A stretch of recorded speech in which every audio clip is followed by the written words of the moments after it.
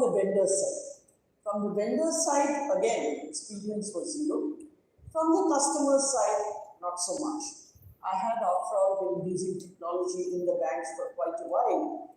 And one thing I did realize when I joined was that that was probably the biggest value add that I could bring to this customer or to this vendor, because I could give the vendor the customer's point of view and make sure that we gave an offering to the people that we were for taking on our products that would ensure that we are really addressing the customer's needs. But let's go back a little to understand how my first brush with actual AI happened as a person who's actually an OEM and who's actually selling technology. The first thing that happens in some of these companies, and we are a Silicon Valley company, is the cadence for sales. And in sales, we have these fantastic dashboards, which could be very quickly configured to meet your needs. And in the dashboards, there is a column which says Einstein guidance. Einstein, by the way, is our AI engine, the predictive AI engine. Okay? So it gives a guidance on the numbers that you're going to be able to achieve at the end of the month. And I very quickly found that I was competing with Einstein, trying to beat the numbers that Einstein was predicting that I could do by the end of the month for my team, for India as an OU. And believe it or not, there were times when I could beat it. But on the whole, in reality, Einstein beat us hollow every time. To the point guidance as to how much we would be able to do. But this was something that was really and truly, a moment of aha moment for me. Because when I was chairman of SBI, for instance, I was always asked for guidance. What's your NIM going to be? What's your growth going to be? How much advances are you going to give? How much in retail? How much in mortgage? How much in corporate?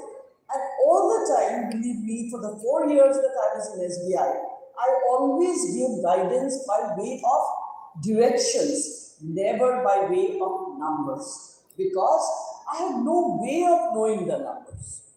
Most of the numbers that came to me, I believed, and I was right, were more intuitive than fact-based, than data-based. However, here in Salesforce, they got it down to the second decimal point. Okay? So that the guidance that they were giving on the street was actually data-based. Now, how are they doing it? Basically, it is predictive AI, which we adopted in 2014. Predictive AI looked at the trends, looked at the notes that the sellers put in regarding accounts, and then could predict that this particular deal will close by this time. This one, in spite of the fact that the seller is saying is looking really, really good and it is stage 7, it is not going to hit stage 8, which is when a deal closes for us. Okay? And therefore, we take it out from the estimate. So the estimates, the predictions that AI was making were really of a good quality. And then came 2022 with ChatGPT, and 2023 was our Dreamforce. Dreamforce is Salesforce's largest tech conference in the West Coast, where more than 10,000 people coming. Customers, users, people we call trailblazers, those that are believers and work on the Salesforce platform, employees, partners, the entire ecosystem converges in San Francisco to understand what Salesforce is doing and what's the way forward. And we were told this time we are going to declare Agentforce. What is Agentforce?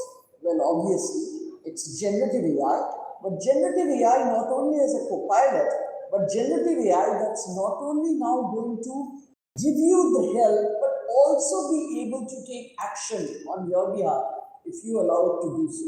That was going to be declared in that particular Dreamforce. Now, as a preparation to that, I decided I needed to experience it first.